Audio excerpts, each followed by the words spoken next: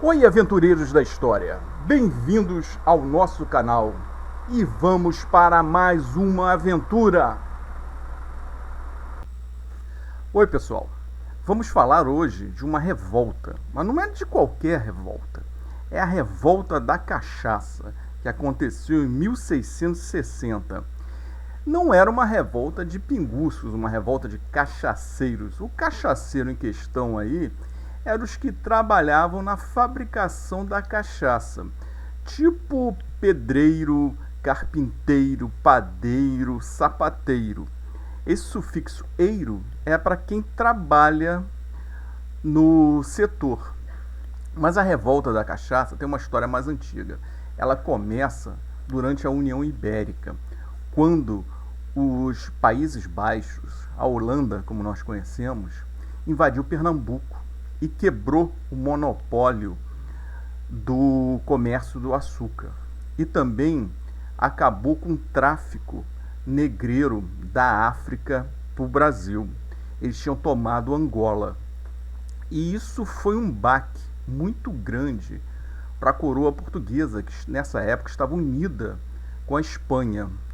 Leis foram criadas em Portugal para proteger o mercado português do vinho e da bagaceira. A bagaceira é uma espécie de aguardente feita com uvas, com as uvas que sobraram. Então eles fazem um destilado e criam uma espécie de aguardente. E proibiram aqui nas colônias, o Brasil ainda não existia, o Brasil era capitanias, e proibiram as capitanias que os colonos brancos tomassem cachaça. Só podia ser servida para escravos negros ou indígenas. Mas é uma lei que não pegou. Esse negócio aí, o pessoal fazia vista grossa, o pessoal não ligava muito para isso. Só que aconteceu um problema, né? Com a falta do açúcar, então eles tiveram que... E a guerra também contra os holandeses, eles tiveram que fazer alguma outra coisa. Então a cachaça era a saída. A cachaça comprava não só escravos índios dos bandeirantes lá em São Paulo, como também prata de Potosí, que vinha direto de Potosí. Quando a guerra acabou e houve a volta de Portugal ao Reino de Portugal, o baque foi muito grande. A guerra arrasou completamente as finanças de Portugal. O açúcar que os holandeses plantavam nas Antilhas eram de muito melhor qualidade que o açúcar daqui do Brasil, principalmente da capitania do Rio de Janeiro, aonde Salvador Correia de Sá era o capitão-mor. Ele tinha um medo de uma invasão também estrangeira aqui na capital do Rio de Janeiro, na capitania, que a capitania pegava um pedaço de São Paulo e ainda pegava um pedaço do Espírito Santo. E ele tinha um medo de uma invasão. Nesse medo, ele queria aumentar o número de soldados, aqui só tinha 200 soldados, ele queria aumentar esse número, pagar melhor e comprar equipamento. Com isso, o que ele fez? Taxou a cachaça.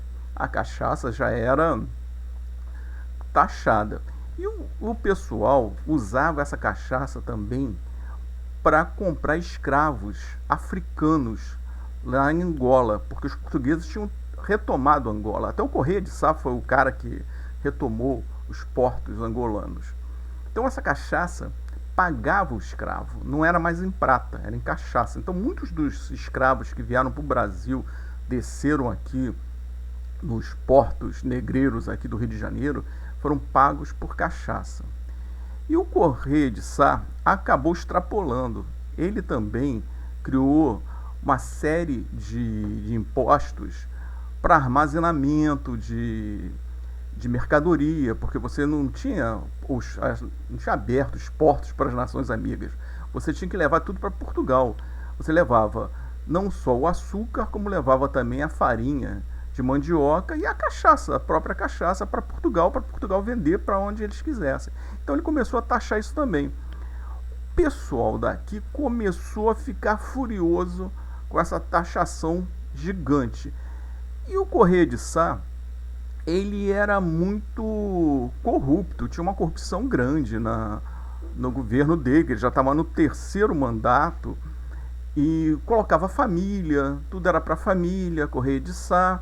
As oligarquias aqui da cana ficaram revoltadas, principalmente na freguesia de São Gonçalo do Amarante, que era na época o maior alambique do Brasil. Hoje é a cidade de São Gonçalo, na região metropolitana do Rio de Janeiro. Jerônimo Barbalho, que era o maior fazendeiro e o maior fabricante de cachaça da região, se revoltou. Pegou todos os fazendeiros de São Gonçalo, Niterói e invadiram o Rio. E lá foram derrubar o governador, o Correia de Sá. Mas só que o Correia de Sá, ele não estava no dia, ele tinha ido para São Paulo para tratar de negócios da capitania e ficou por lá.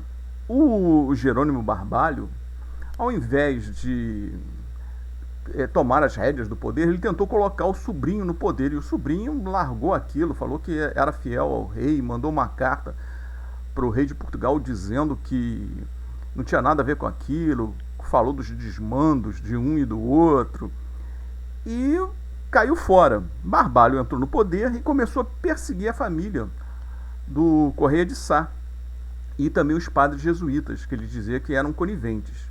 Tirou os soldados, espantou os soldados e começou a governar. Ele governou por 5 meses, porque enquanto isso o Salvador Correia de Sá não ficou parado.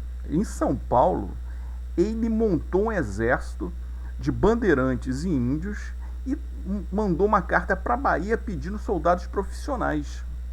Em 1661, Correia de Sá voltou e acabou com a bagunça.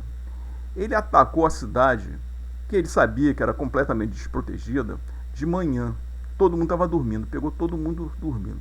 Ele pegou os revoltosos, prendeu todo mundo e julgou. O Jerônimo Barbalho, ele condenou à morte, enforcou e colocou a cabeça em praça pública. Só que deu um problema aí. Ele liberou todo mundo, o resto ele liberou, deu perdão. Mas o problema é que Portugal ficou sabendo. Então, o gabinete que fazia a regência das colônias, eles ficaram bestas com a ação, pegaram as cartas, viram o que estava acontecendo, acharam exagerado o que Correia de Sá fez, eles perdoaram todo mundo e falaram para Correia de Sá: meu filho, você errou, você colocou impostos que não eram impostos do rei. E o povo se revoltou a favor da legitimidade do rei. Então isso foi uma revolta a favor do rei. E Correia de Sá foi desterrado para Angola. Ele não se deu mal porque ele se tornou governador de Angola. Os fazendeiros gostaram do negócio. A proibição ainda rolou por um tempo. Depois a rainha de Portugal, ela revogou essa proibição, deixou os cachaceiros muito felizes. Com certeza os fazendeiros brindaram esse feito da rainha com bom vinho do Porto e deixou a cachaça para ralé.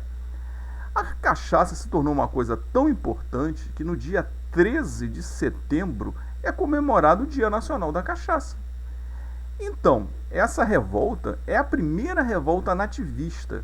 Ela não tentou se separar do Brasil, porque no Brasil nem existia, mas foi uma revolta a favor do rei.